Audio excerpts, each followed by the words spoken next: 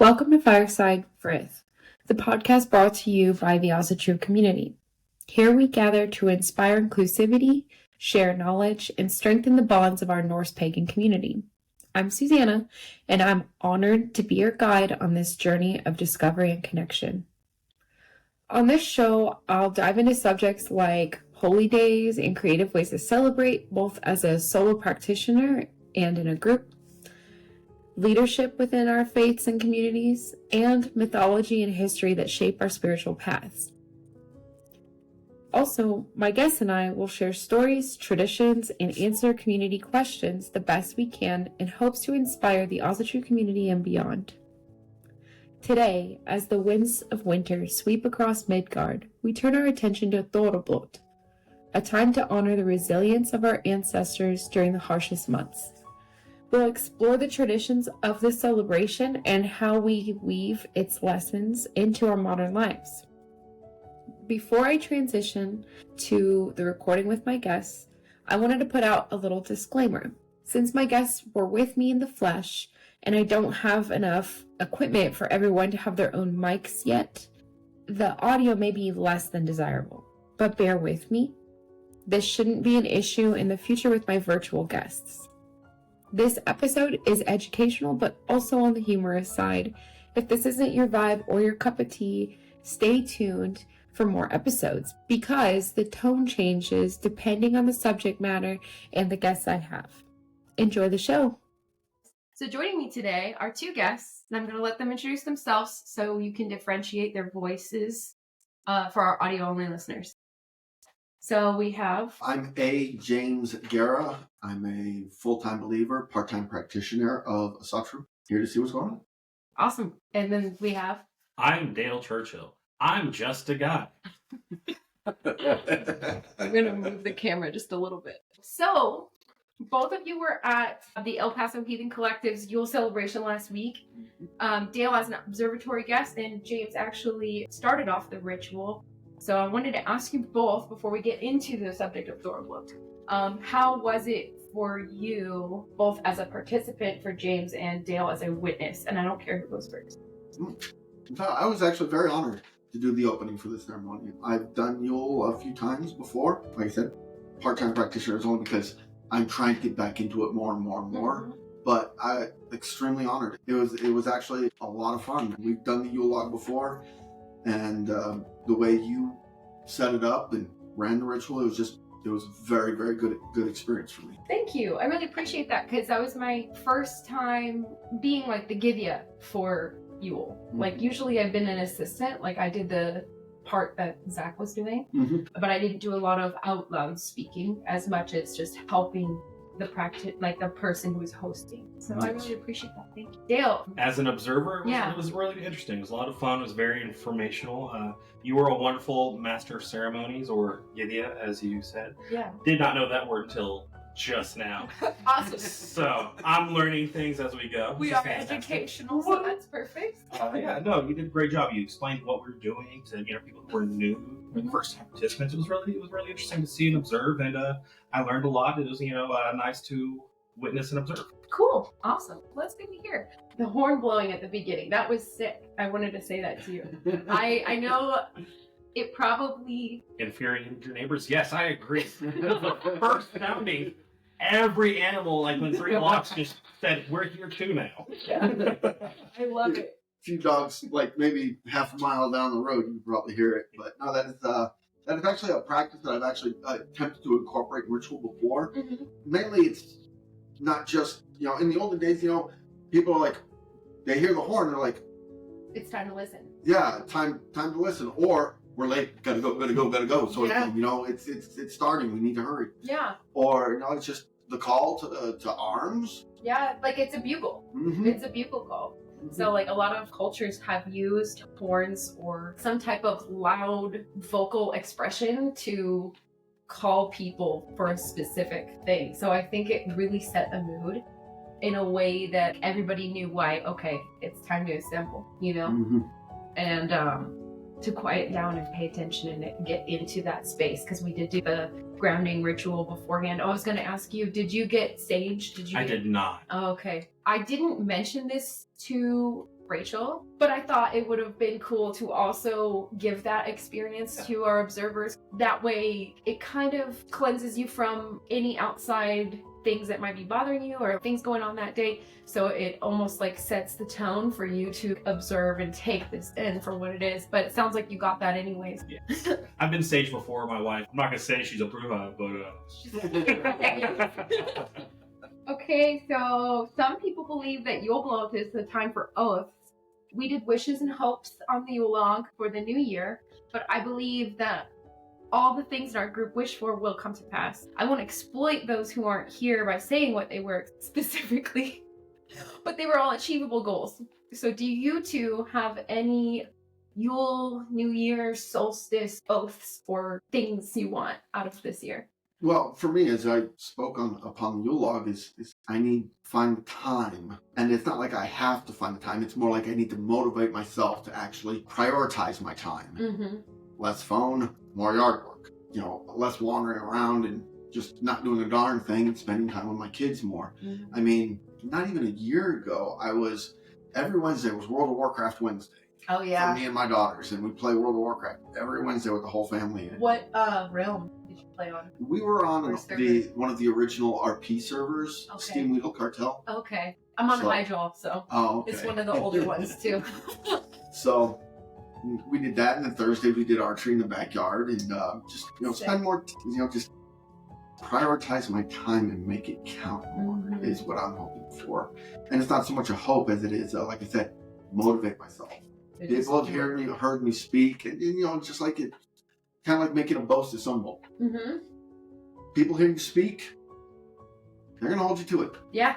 It's almost as if it's on the internet. Yeah. They're going to hold you to it. I liked that about our Sumble. We all have to hold each other accountable. I know Dale wasn't there for that. Sumble is basically like a drinking ceremony. Okay. Where the first round is to the gods of your choice, whoever is speaking at that time, and then we do the boast and we take a drink, and then the next round is oaths or boasts. It's gods, ancestors, oath, boast. Yes. So we did that, and we left his house. Me and Zach were there till like 2 in the morning. It was actually it was like, even my wife had already gone to bed. It was like me, Zach, Suzannah, and AJ. Yeah, we were all just... And that's when he almost limboed over the fire. Yeah, he's our fire walker. We all have to hold each other accountable, and like that's kind of what I like about this, like more community-driven religion than a top-down kind of thing, because it's up to the people to hold each other accountable, and I think that's really cool. For Dale, do you have any New Year's resolutions, well wishes, or anything you want to do? Like James said, I want to make the most of the time that I have this year and really try to be present when I can.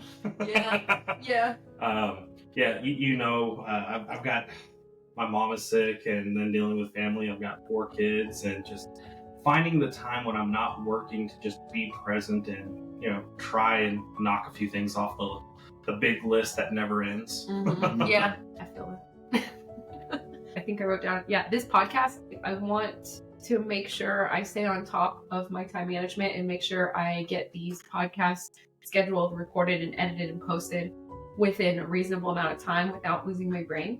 I think I will have more time to focus on the podcast, but also my studies. I'm already legally a reverend, and like as someone who does run these ceremonies and rituals and who is interested in community building like this podcast and like what I do for here and what I do in the group that you and I work with each other in, I think that finishing that clergy training through the Asatru Community, there's a lot of leadership skills that are in there that they're universal. You can use them in any kind of leadership. And I'm really excited to learn about all that and to share by investing in other people, because I've had some in our group come up to me and be like, well, where did you learn this? How do I learn it? You can learn by helping. It's a lot for one person to put on a whole ritual, so that's why I always ask Drew to do something. And I asked you because we really liked how you opened the ceremony. I've been learning a lot this year that I can't do everything on my own, and I've had to delegate some things, and it's made things go smoother, like by delegating people who are interested in those things. And so learning to take a step back and not have to put the weight of the world on my shoulders has really helped me this year. And so I want to carry that into the new year by being even better at taking care of me. Message. So anyway, that's enough about that. Okay. All right, are you guys ready to get into the subject today? Yeah. We're going to talk about Thorrablot. And the first thing we're going to talk about is what it isn't. Just for those that are new or people who are just curious about Asatru, I just wanted to talk about what a bloat is. A bloat is what we did for Yule.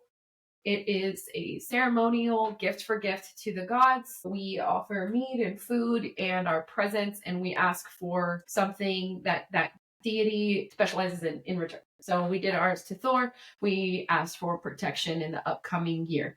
So that's what a bloat is. They hear Thorrablot and they think that it's a bloat to Thor. Thorrablot is not a bloat to Thor.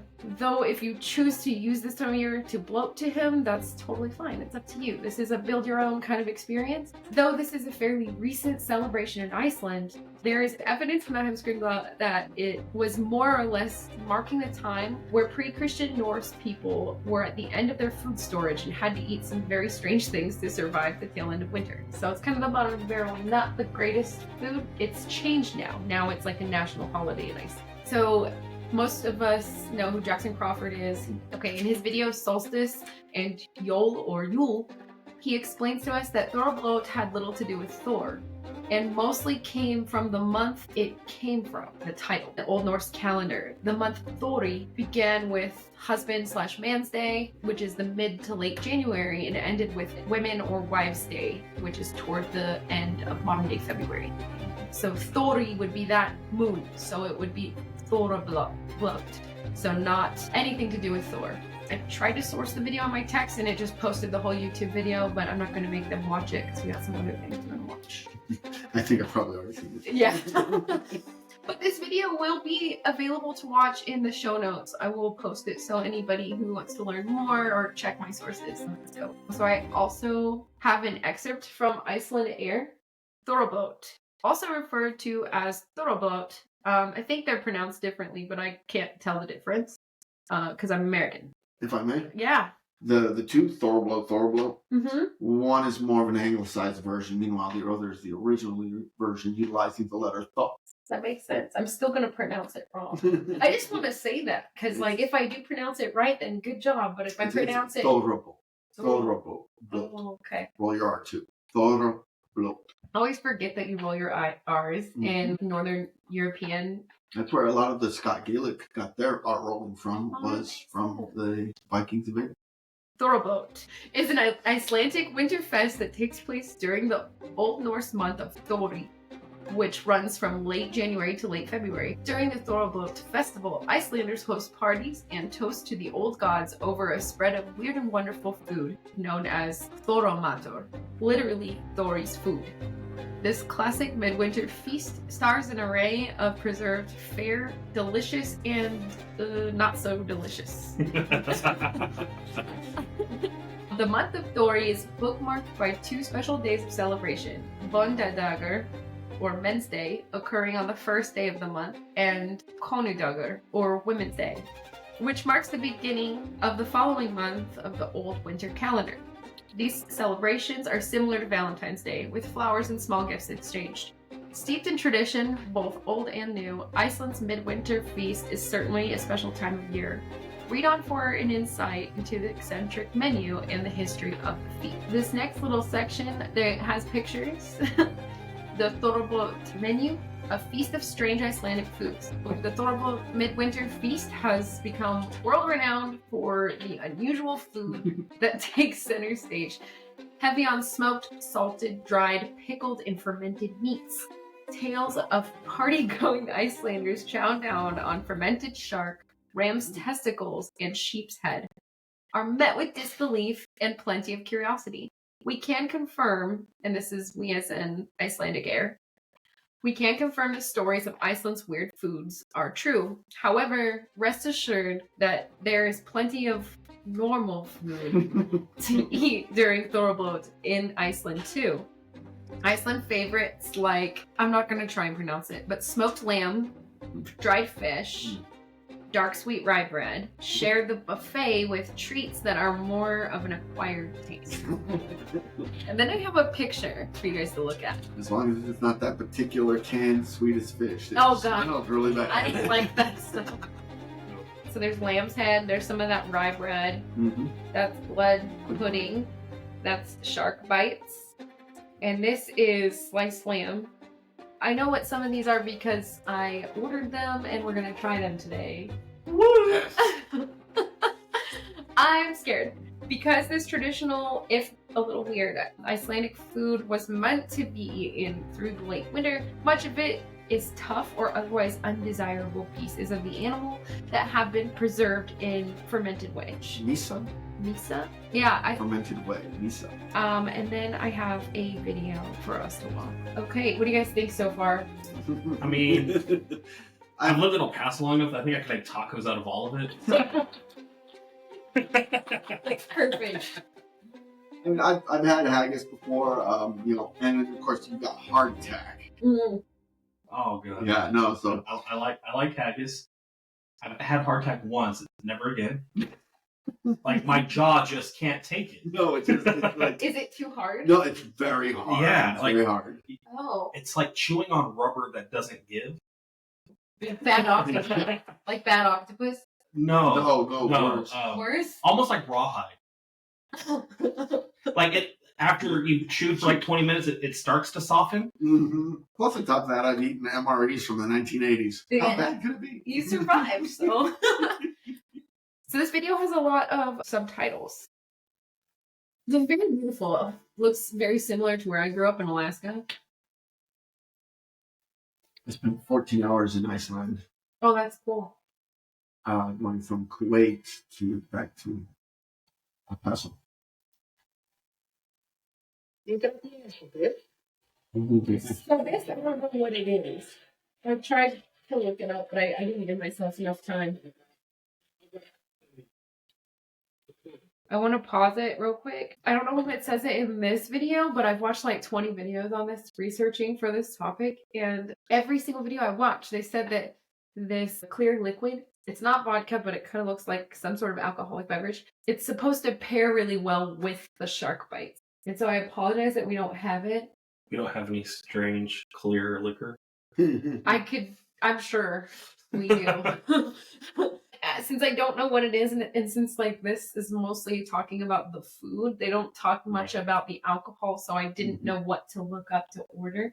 So we don't have that, but we do have some other beverages. Oh, I've got a list here of a bunch of them that it could be. Could be Brenniman. I highly doubt it's the malt og appelsin. I think it's Brenniman, that's what they said it was. Oh, really? Yeah, there's a shark in Brenniman. Brenniman. Okay. See, I've never heard of it. It's like the charcuterie board of lamb chops. So she's eating ram's testicles right now. Okay, so that video is called Iceland is Weird But So Great by Go Car Rental. Interesting all these like travel people like Iceland Air, and Iceland Air makes sense, but car travel. No, it makes total sense. That's why we have the Michelin stars and guides. Yeah. The Michelin tires. I guess that makes sense. So what did you think of the video? Fine. I didn't see nothing really threw me off. Only, they don't use the word fermented, they use the word sour. Yeah. Which I'm like, that sounds Scarier? Yes. It sounds much scarier. When you're looking at the misa or the whey, it's salted. It's a salted product, so you're gonna get some bitterness out of it. Yeah, a salted fat that we're gonna immerse everything into to just soak. Like I've had Rocky Mountain oysters, so I've had sheep testicles before. Like that's fine. It's like chew your chicken nuggets and take them. Do they really taste like chicken nuggets? No. What do they taste like? They have the texture and consistency of like fried mushrooms. Yeah. Okay. Okay, but the flavor? Depends on how you fry it and bread it. I don't know. Okay. I like fried mushrooms, so maybe I would try that. Because like one of the things that she talks about in the video is like ram's testicles. She's like, it's really good. And yeah. Again, I've had Rocky Mountain oysters. Like I said, that's not an issue. I can see that. But that looked massive. She looked like she had a slice of it, like it was like a steak. And I'm like, it was huge. Well, on top of that, look at just regular goats. Yeah. They're related to rams, so it's just like, and the size of those things when they're, Right. when they finally mature, they're actually considerably large. No, it's, to see a slice. Yeah, like it looked like a slice of ham. Yeah. That doesn't surprise me none. I mean, I own 3 goats myself, and when my baby one was born, his junk, if you will, was about the size of my fist. Okay. Oh, wow. That's when he was born. I didn't get to see it full grown because him and Mama ain't going at it, so we neutered him. Yeah, good. Baby goats? Well, he was a surprise to begin with. Oh. Because apparently she was already pregnant with him when we got him. Oh. You got a freebie. Yeah. I have one more video to show you. This one's about 4 minutes long. A person who moved to Iceland. This is their first time celebrating it.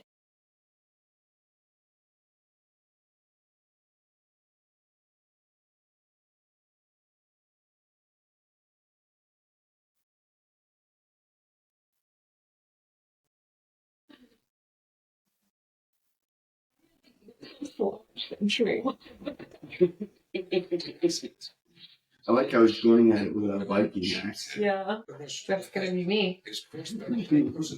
You look so happy.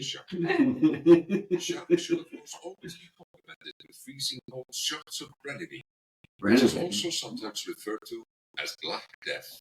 Its unattractive black label was originally designed to discourage It's actually licorice. And it's snaps. Oh. spicy. It's actually licorice snap. Opa. Unforgettable.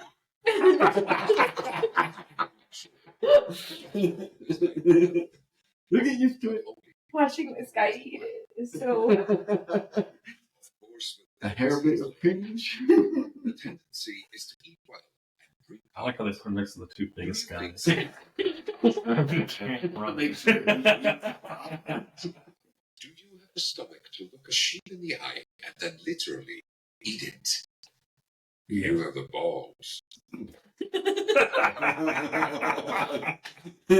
Okay, That size. so that video was from CCP Games. They said that the guy who moved there from Denmark, he's like their new guy at work at CCP Games. They probably filmed that for some sort of PR thing, but it's also like really funny.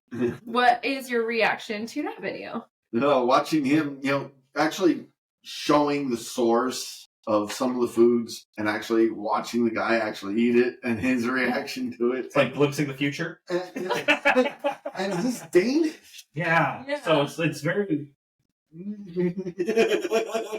kind of funny because over stateside, a lot of people think, oh, all those countries, they're super similar. And they have similarities. The Danes or the people from Denmark are like, whoa, Iceland has some weird traditions.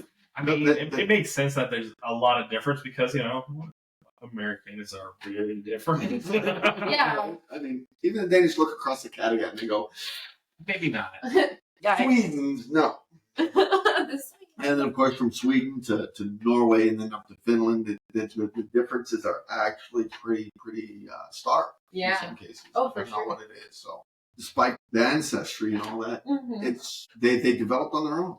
Yeah. Especially when you look at Sweden, they've had a lot of Russian and Polish influence. We're getting closer to trying some of this food.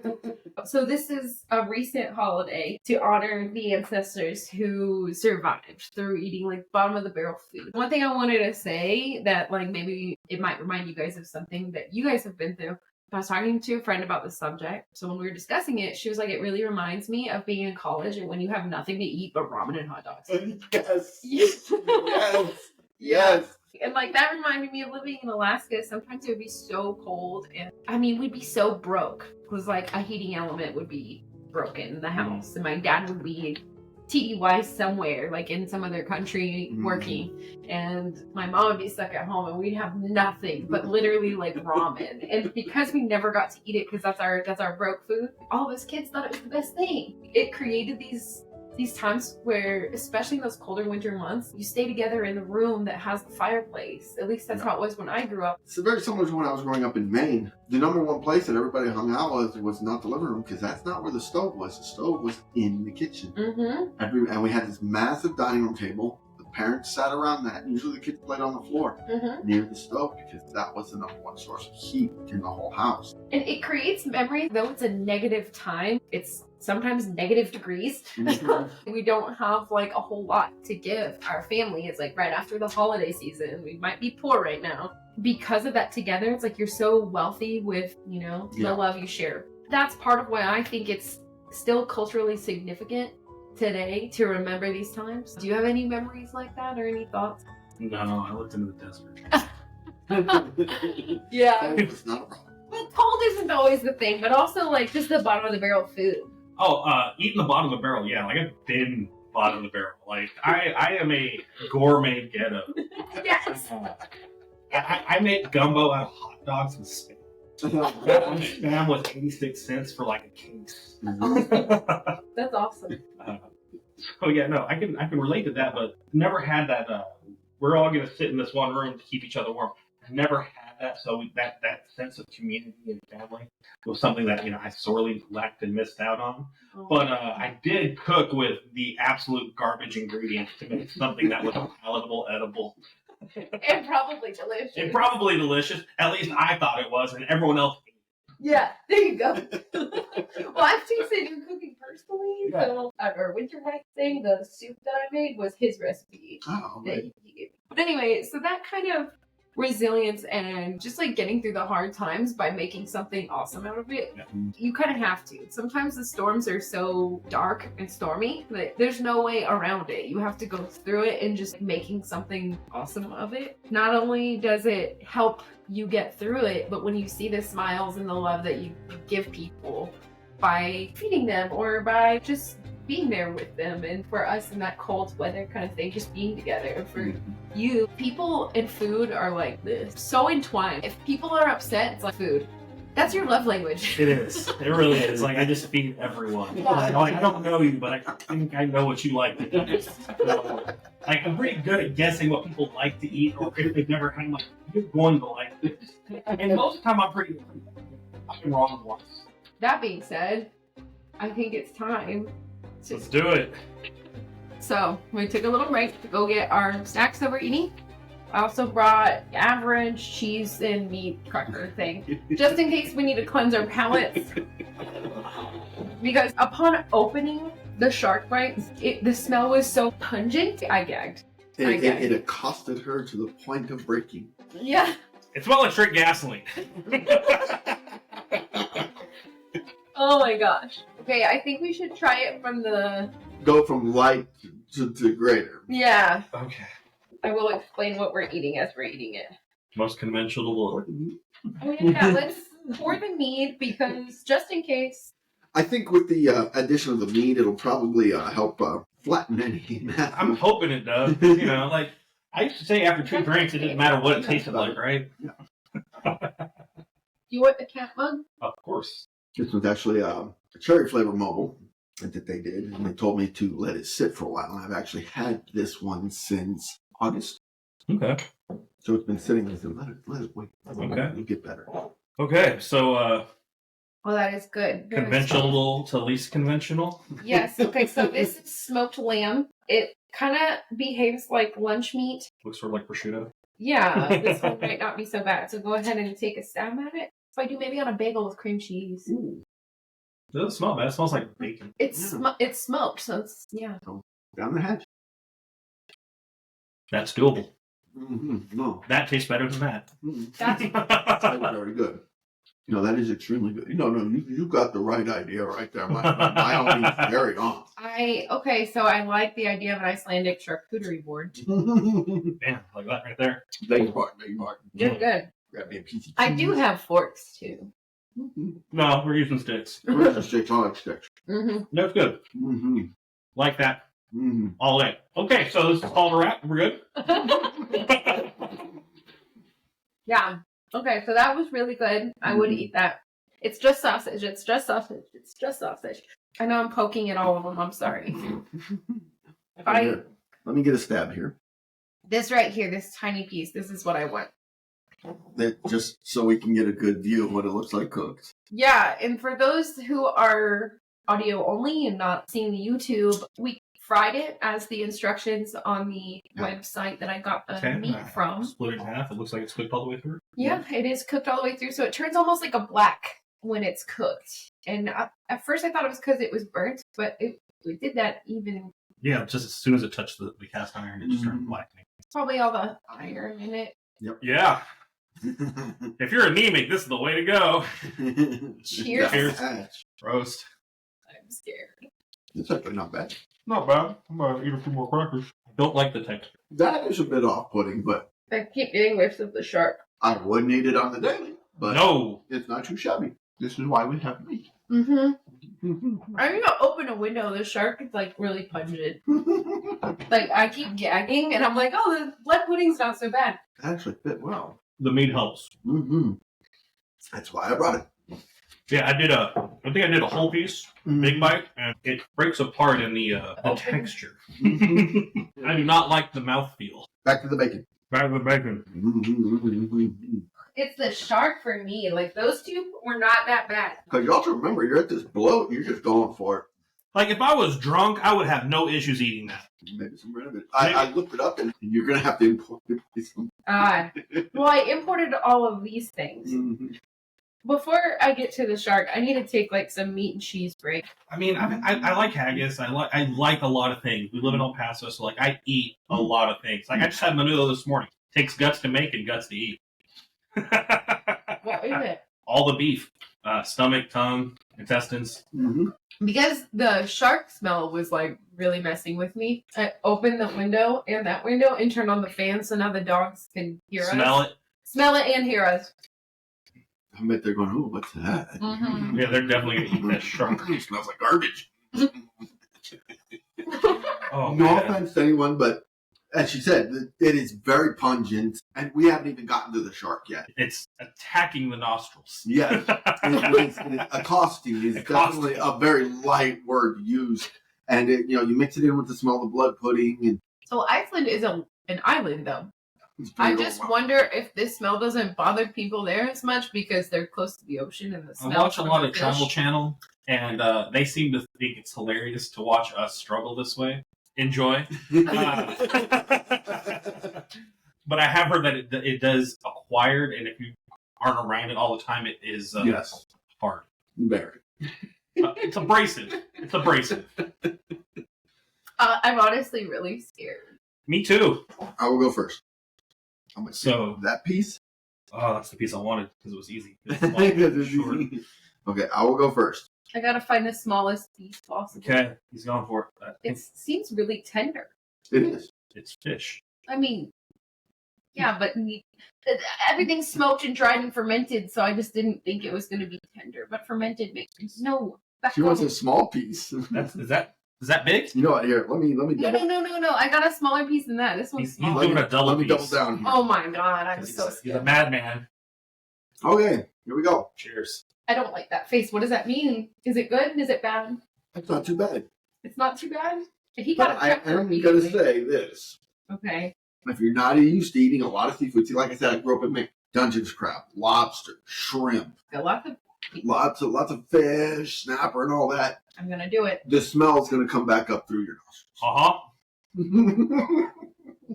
Cracker? It's not bad. Just don't breathe out your nose. And once again, mead. Skull. Oh. No, that was actually a decent mix. Mm-hmm. Going in for some more. Okay, so he's right. The taste, it was surprisingly very mild compared to its smell. Yes, I will agree with that. It wasn't very bad. So I can see people, I feel like I could handle the smell a little better if I was drinking, what's it called? Brennivin. Brennivin. I think if I were to try this again next year, I think I would try importing some of that and trying it with that because it says it's supposed to complement the shark bites really well. And just the mead complemented it really well. I'm also scared of like what kind of alcohol is that? Is it a liqueur? Is it like it's like a schnapps. Oh, okay. So it's not When I read, super it's like a high schnapps. content. Yeah. Okay. Because I feel like I can handle that with it. Remember how I said as you breathe, be careful breathing out through your nose?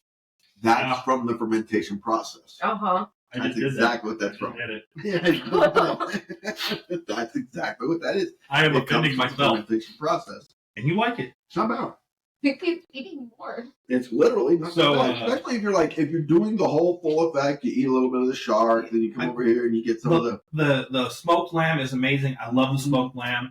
If I was, if I had a few beers in me, I would probably be eating the blood pudding a little bit more with a spoon. Mm-hmm. Like I would crumble that up and try and put it on some toast, and I'd be happy and just having a good time. I don't know if I would do it sober. Not me. Like, I like seafood, but like I don't like fermented seafood. I guess I don't know. This is my first time trying fermented seafood, so. Wow. The combined tastes do really assault the palate. I'm gonna say that, especially the upper back palate. Like when you're looking at like a full body wine, and it hits that back palate, and then you're able to breathe it out through your nose, and it hits the other sensory receptors in your nasal passages, and it just adds to it. Right. Oh, it most certainly adds to it in this case. Yeah. Because especially with a mixture of all three, like I just did. Yeah. It really nails it. It really, really nails it. So it's like Iceland, rite of passage. I would have to say, hey. I think awesome. I did better than the dude in the video. It was literally like the guy. I had to like scoot out of frame to like kind of gag a little. But I was sitting right next to the fermented fish. Oh yeah, no, like that. Ever since I opened the windows and like had the fan go, it's a little bit better. It's making it easier. It was making it easier. I can breathe a little bit better. I'm talking through my mouth. I notice. Yeah. Now imagine, and we don't even have the oysters here, so. Yeah. Now imagine the room that they were sitting in. The low light, everybody's piled into it. No, absolutely not. Because it's going to be warm in there. My body temperature is going to be warm because I'm going to be drinking. Yes. And then it's going to be warm smelling the fermented. No. Mm-hmm. Oh. But also, living by the sea, and you smell stuff that smells similar to this frequently. Mm-hmm. Like, I remember when I went to Valdez with my dad on a big fishing trip, and that place just smells like fish to me. Since it's right by the harbor, there's all these fishing boats, and people are fishing all the time. It just smells like fish there to me. I get that. And, like, I spent summers in Mississippi and Gulfport. Yeah. And, like, I go to fish markets, and, like, that's fine. Like, I have no problem with the smell of fish. I can't. Seafood, I love it. I'm good with it. I like it when it's cooked. Or in sushi. I can deal with raw fish. It's not an issue. That is not raw fish. That is fermented, and it assails violently. It assaults. Especially, like I said, when you breathe out through your nose, it literally assaults your nasal passage. That is an armed burglar on my senses. It is going through, breaking into my house and saying, "This is yours now." I don't like it. Would I eat it again? Yeah. Okay, I would. It's nothing that we've tried today I would not eat again. Mm-hmm. The blood pudding is a little hard for me. The texture. Yeah, it's the texture. It's just the texture. And I've never had an issue with textures before. It's rough for me. I thought it would be closer to haggis, but it's not. Yeah, no, not really. It looked like it was going to be hard. Mm-hmm. Like haggis has that, like it has like more of the oatmeal type, feel to it. Like that's what I was hoping. Mm-hmm. I did not get that here. Mm-mm. Like normal meat, you bite into it, and it kind of like stays that shape. Mm-hmm. And you have to chew it up. This one crumbled. It fell apart and crumbled, and I just thought that blood was disintegrating in my mouth. It was. It was. Yeah, the oats did not hold the flavor. They just kind of fell apart. It melted. Mm-hmm. And then what you were chewing was the fat nodules. Yeah. It's not for me. It's not for me, and that's okay, Yep. We can totally get rid of this stuff, but you seem to enjoy it. We have the meat and cheese platter here that I'm going to be nibbling on. It's more of this cheese. Are you lactose intolerant? I don't want to make it everyone's problem. Welcome to the cheddar. Is it good? I can see it. Because as I was eating the blood pudding, I took a deep breath and it was all shark. And that's when I started gagging. And so I had to go off camera. I just put some cheddar in to like kind of help mask the shark. No, it's that like I said, it's that breathing through your nose. Uh-huh. Yeah, that's what does it for the shark. It's just like you got to breathe through your mouth as you eat it. Mm-hmm. Because the second you come out through your nose, you're getting full. Like I said, like he said, when I went to my first wine tasting, they talked about how your palate works and all the sensory receptors that are actually in your nasal passage. Breathe through your mouth because it goes up in there. That's it. You get the full effect, and it will assault. Like it's charging up the hill with a bunch of Spartan spears and swords, and it's coming for you. It's rough. All right, I think I'm done. Second to the last segment I have is our. That's a great idea. For those of you who didn't see, Dale took the plate that the blood pudding was on and just put it on top of the shark bite so we could stop smelling. Beautiful. Perfect. Okay, moving right along. So the second to the last segment, we're just gonna do some like closing thoughts, and then we'll move on to community questions. So closing thoughts, everybody. 8 out of 10. We'll try again. Okay. Pretty much, going off of the whole idea of why it is they exist, why it is they eat this stuff. You're Iceland's. If you've never seen it in a real person, I like I said, I spent 14 hours in Iceland on partially on the naval base and partially in their commercial airport. It was already fall there. It was already like getting ready to lean towards winter. I think it was September, October sometime. And it's the greenest grass you'll ever see. Yeah. Absolutely beautiful. Large, thick, green leaves of grass. It was just unbelievable. And to see the ocean crashing against the shores there. And you look out and you just scroll the distance, and there is nothing. Wow. Nothing except the sparse buildings that are here and there for the naval base. And we're on, and the airport was on top of a hill. Yeah. So you could see almost everything in the distance. And there's wow. Imagining, they have to import all their wood, they have to import all of their building materials and everything like that because, once again, besides the trees that have been planted and the buildings that exist there was nothing there. So imagining coming across from Europe to Iceland with the only thing that you're going to have there is what's in that boat. Yeah. Get it? It makes a lot of sense, and I understand, waste not, want not, and utilizing every bit of the sheep. I'm all for that. Again, El Paso, we do the same thing with Manila. Mississippi, Louisiana, we do the same thing with the pig, making gumbo. I'll eat all the animal. That shark! It's just so violently fermented. Yeah. It all makes sense, and I understand why and how the traditions came to be. It makes sense. Like, this is what you have, this is what you're going to get. You just make it. I get it. I like fermented cabbage and kimchi and sauerkraut, like all of it. I like fermented things. Fermented shark. Never again.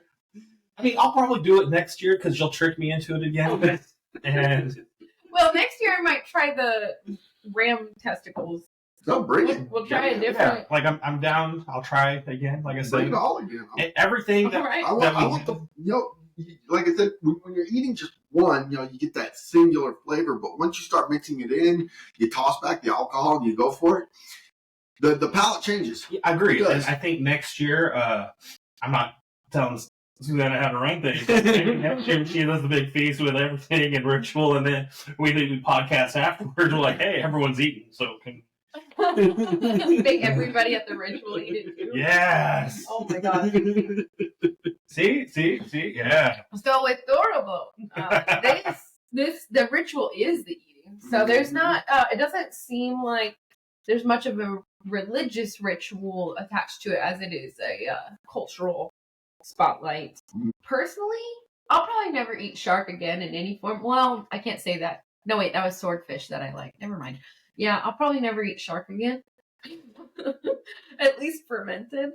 I think if I did this again next year, I definitely will order the alcohol. I'll do the same. Yeah, and maybe try some different food because it tasted a lot better than I thought it would. I might set up my computer outdoors because that makes the shark a lot more Easier to handle. Yeah, because ever since we opened the windows in here, it's been very easy, Yes. you know? But also, it is covered up now. But lastly, I will say that next time I am ever in a place where I have to eat, like, my poor people food, I'm always going to remember this moment. And I'll be like, at least it's not Romantic. Salting my knees? Yeah. Last section is our community questions. I mean, I know this is more so like from the Asatru community. I know you two aren't involved with that, but if you have anything to add, just go ahead and stop me. First question, how do I start practicing Asatru? Do you have any words for that? Do I have any words? Find your local community. Look it up on Facebook. Touch up on your social medias. Somebody's going to know something. Yeah. And worst case scenario, go to your local Ren Fair. Find, keep an eye out for all of your barbarian Vikings that are walking around. Somebody's going to know something. If they don't practice themselves, then they'll know someone who will. If you happen to be in Texas, I highly recommend Sherwood. Because Sherwood actually has a circle of stones that they actually do pagan ritual work. That's really cool. I didn't know that. And they have a massive LARP community as well. They actually do LARP inside the fairground, and they do the live action role play inside the fairground. So what are you doing this summer? You want to go to Sherwood? I'm down. Okay, let's go. Just go to the Sherwood website to look up when that's occurring. But yeah, no, like I said, find your local community. It's going to be online. It's going to be at the fairs. Look up for the Viking festivals. You've got the two in Texas. You've got the one in New Mexico. Adding on to that, I completely agree. So what I ended up doing is I just found any kind of pagan or witchy or anything online that was in my area. And I started doing these coffee shop meetups. I highly recommend meeting up with people from the internet in a public place for your own safety. First person I met from that group, I won't dox them. It was me. It wasn't. No, because I first met AJ and he was really cool. And then AJ, me and my husband, we got together with some other people from that group. And I was like, I never want to see them again in my life. Because they talked down to me, they yelled at their wife in front of me, they brought their dogs to a not so dog friendly place. They were not service animals. It was just a bad experience. And so what I did, I met James just by posting in that group and saying, hey, this is not the group for me. I am a Norse pagan. I'm not going to have someone talk down to me about my beliefs when you're also a pagan. If you're not going to be respectful to me, I don't want to sit at your table. I posted all that, and his friend reached out to me and said, hey, we're Norse Pagan. We used to practice, and we have a circle, like we have a place. Would you like to join our group? And I was like, absolutely. The rest is history. Now we're friends and I'm doing rituals with them. Sometimes, even putting yourself out there, even if it sucks, is the right way to start. But also, books. Books. You can always be a solo practitioner, and that is something that we will be getting into in later episodes. I will be going into how to practice as a solo practitioner in a small group, in a large group, or if you're doing something for the masses. That being said, stay tuned to the podcast. Yeah, that's a great way to get started. Where can I look for groups in my area? Same thing. Get on Facebook. Find any pagan groups. Facebook, Instagram, TikTok for as long as it lasts. Lemon8 if that's what you have to do. Social media. And a lot of times you can go to Ren Fair websites, Ren Fair social medias, and you'll find them in the comments somewhere. Absolutely. Also, I've looked up cool rock stores or oddity stores, just weird local things shops. Like that. Local shops. Usually I start following the shop owners on Instagram, and then I find out that they're usually either pagan or pagan adjacent. It's a good way to make friends if you're new to an area. And I know it's really scary to move because you lose your community. And that's why we're doing this podcast, because we want to bring you a community online that will come with you wherever you go. The other questions I have are specific to TAC. I'm already a charter member. Why can't I log in? Okay, we just relaunched our charter membership. We just relaunched our website. Links are posted online. I'll put them in the show notes. This one, I have a kindred. Can I put my info on your public page? You will be able to submit an application to be a kindred partner soon. And our only requirements are you need to have an inclusivity clause. You need to have a general area, just the town, so that people can find you. And a person who is either your group leader or just a point of contact. That way if people hit us up and say, hey, I live in Richmond, Virginia, and then we know we have a kindred in Richmond, Virginia, we know who to point them to. Another question, will you post more tutorials? Yes, I'm doing a lot of things. We just filmed some leatherworking tutorials on that, so those will be coming out within the next couple months. Thank you guys for listening, and thank you to my guests for joining and eating this strange food. It was a great, fun time, an opportunity to get to know you better. Very fun experience. Very fun experience. 10 out of 10. Would have you guys as guests again. I'd be back. I'd come back. Hey everyone, so our guests had to go. I just wanted to do our outro and read my sources. I did a little reading from Icelandicair.com. I also used Valkyria.com. I used Jackson Crawford's YouTube channel, CCP Games YouTube channel, and Go Car Rental Iceland YouTube channel. Our theme music is by Hot Dope, Not Prod, and Clavier Music. And that concludes today's episode. As we close this gathering by the hearth, I want to thank you for joining me on Fireside Frith. Remember, Thorrablot reminds us of strength and unity in the face of challenges. Let's carry those lessons into the coming year as we continue to build and uplift our community. If you have any questions, stories, or reflections you'd like to share, we'd love to hear from you. Visit the Asatru Community online to connect and contribute. And don't forget to subscribe, share this podcast, and leave a review to help others find us.